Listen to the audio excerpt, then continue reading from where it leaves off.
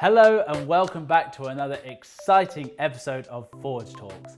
Now you're all probably sick of hearing me talk about how different things are today than they were a few years ago, but that's not going to stop me from talking about it some more.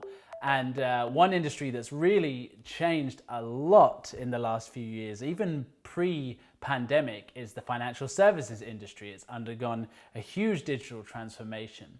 And with that transformation comes a lot of risks and a lot of opportunity. And so we're going to be diving into that over the course of 2 episodes, actually. There's a lot to unpack. I needed to bring in 2 of the best guests I could get my hands on to really unpack this subject for us. And today I'm joined by my good friend Nick Caley, who is RVP for UK and Ireland and all-around financial services mastermind. Nick, thank you so much for joining me today. Yeah, I know. Great to be here, Fraser. Thank you for the invite. It's a favourite topic of mine. Yeah, I bet it is.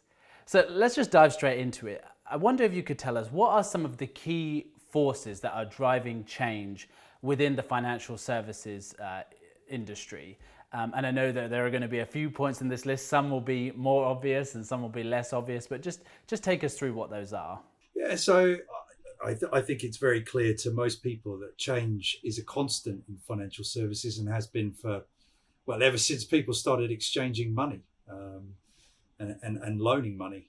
And in fact, that's probably where the whole relationship between identity and money really got started, in knowing exactly who'd borrowed what and whether they were good for it. So I think that relationship's well established. And it's true to say, though, that I think there are some converging forces that are always in the mind's eye of the decision makers in financial services. Those converging forces can introduce a degree of complexity that has to be taken account of. They are regulation, inevitably dealing with money and the digital economy as it is today, the economy as it is. Those challenges need to have regulatory scrutiny. But there's also just the simple fact that people, money is the lifeblood of the economy. It's what makes the world go round, as the song was. So on that basis, it's important that people can access their services as expected, and even more so that the competitive nature of banking and insurance means that superior experiences are really what needs to be delivered in order to be competitive. I'd say it falls into 3, what I've seen anyway, 3 really key areas that drive change. Market opportunity, which is really about how do banks and insurers remain competitive. And clearly the expectations are always being driven by new experiences, and we've seen challenger banks really shifting the goalposts, fintech really starting to slice and dice different aspects of financial services, which certainly keeps the established institutions on their toes in terms of what they're bringing to market, how they're iterating their new services. So market opportunity, I'd say the regulatory drivers are really key, and regulation really sets the guardrails for growth and the behaviour of institutions. They're often very specific to the region, the jurisdiction in which the bank or the insurer is operating in.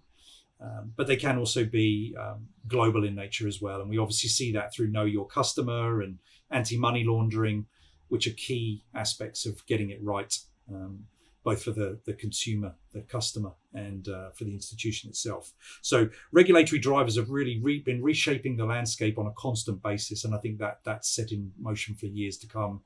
I think where it's been really interesting for me personally has been just the rising tide of privacy regulation. We've seen obviously GDPR in the UK and Europe. We've seen the consumer data right in Australia, California privacy out in the US, and numerous other countries, Brazil and Indonesia and Thailand, also introducing their own privacy laws, which really do shift the goalposts and have a necessity that the mindset within institutions shift as well into being a good custodian of that personal information that's being shared. And I think what's following that kind of tide of privacy regulation is open banking, So that's been introduced under the consumer data right in Australia. Yeah. Open banking in the UK has been getting established since 2016, and it's fascinating to see the developments that are now forcing change through the market, with the introduction of fintech players that are now coming in under the auspices of FCA regulation, gaining access to customer data and services, and really there's a ton of innovation that is being delivered into that, and the UK has really been on the front foot with regards to delivering the new specification and standards for open banking. So regulatory drivers, the second one, and I think the last one is really about the impact to the bottom line. I think there's so much that remains to be achieved in greater efficiency, the use of technology to drive automation, delivering up greater levels of orchestration across the myriad systems that support a bank delivering service or an insurance company protecting their customers and their assets.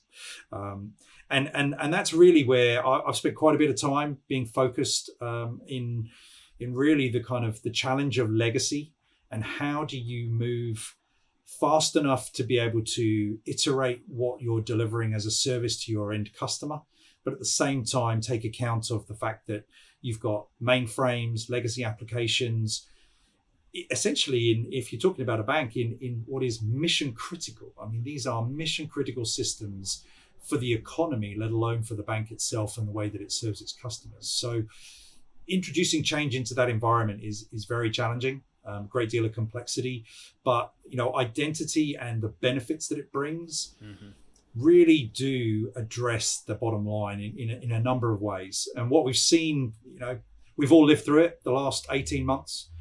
And I think if there's ever been a driver on change, it's been the shift to digital in such a rapid, accelerated fashion as we witnessed with the lockdowns that have occurred around the world. And that's put an enormous amount of stress into particularly the banks in terms of making available the money necessary for people to continue to live their lives as expected, run their businesses as expected. And where that really was seen as an impact was in the call centers. Without branch access, and that's been a trend that's been going for some time. It's been obviously the move away from branch access and the move to online and digital through the app, through the browser, into the contact center. It was just really emphasized over the last 18 months, and so that's probably been the most significant sort of driver for change. And I think that was already happening. So we were already beginning to see how identity verification, the account opening, was moving online, and I think that's just accelerated that. And so I think what's very true about these large-scale financial institutions is that they have multiple lines of business, and therefore they have typically, if we just look at it from an identity lens, they have identities strewn all over. And so getting to a single source of truth is one challenge that I've been focused on for the last few years in helping organizations really understand who exactly is the person who's turning up in one of those given channels, so that you can deliver a far more personal service, so that you can understand the context within which they're engaging with the service and what it is that they're trying to achieve, and how you can make that easier and quicker and more seamless by moving security under the waterline. And that's been a real focus for ForgeRock. And then I think it's also about removal of technical debt. Identity is something that's grown up over a long period of time within large institutions, and so there's different technologies that make up the ability for the organization to address all of the different use cases to serve their customers better, to enable their workforce to be more productive. And that's a challenge, because technical debt introduces semi-manual and manual process. It's time consuming. It's difficult for troubleshooting. There's a whole host of problems before we even get into the cost. And so the consolidation effort that I think a lot of institutions are very focused on is consolidating and modernizing, whilst also running mission critical services for their customers, is really, I think, the challenge of the moment that they find themselves in. Yeah, I think I remember seeing that particular demo that you're talking about at an Identity Live event a few years back. I always loved that that use case of ForgeTalks technology is a really good one. In your opinion, what are some of the opportunities then that exist for financial services companies, and also some of the risks that exist out there now? So I think that's always a topical question. It never loses its currency. And risk is entirely the business of financial institutions, measuring risk, understanding risk, scoring it. And so I think those risks, particularly for security teams, for compliance teams, for those teams that are looking at the privacy aspects, has become more sophisticated and more challenging. The rise of ransomware is obviously on the agenda of a lot of security teams. And the part of the challenge is that there is a shift in the model for banking, which is increasingly on a cloud journey. Of course. The ability to use services from cloud providers is certainly a path well trodden, and I think we're going to see that shift continue in scale in terms of what workloads are being moved, what applications are being moved to the cloud, and that's already well established. But I think the risks continue to shift and change. Ransomware has obviously risen to the fore over the last 18 months. And so what that does is it really kind of focuses the attention on the internal environment. And that internal environment used to be, on the estate of the bank or the insurer. It used to be very much in the data center, in the network. Now we live in a very dispersed environment. For these organizations, they have their data, their services, their systems sitting offshore, outsourced into the cloud, in their own data centers, in their own network. So the potential attack surface has grown massively, which increases that level of risk. So I think the focus is always on supporting security teams in their ability to manage technology, people, and process. And part of our current focus is how do we introduce machine learning capability and AI, explainable AI, to cut through on some of the very long-standing challenges that banks and insurers have needed to address. And that's really around, it's got productivity benefit to it. It's about who gains access to what systems under what conditions, and is that access still correct? Maybe 3 months, 6 months, a year, 3 years after that access was originally granted. Yeah. So tightening up on those internal controls, on the governance of identity, of who's gaining access under what conditions, and is the entitlement still correct, that individual can read, view, export, write, all the entitlements that go into those applications, is where we've really been focusing a lot of attention around the use of AI and ML, because the other approaches have just been shown not to produce the right outcomes for organizations at scale. Interesting that you'd put experience at the top of that list. We've been hearing for a while about the rise of the challenger bank and the virtual bank, these new startups that aren't bogged down by legacy systems that are able to offer incredible digital experiences that the customer really loves. And that's obviously keeping the more established financial services institutions on their toes. But on the flip side then, what are some of the opportunities there that exist for financial services companies? Well, look, I think there's a world of opportunity, and look, there's a pretty heady mix of convergence going on across technology.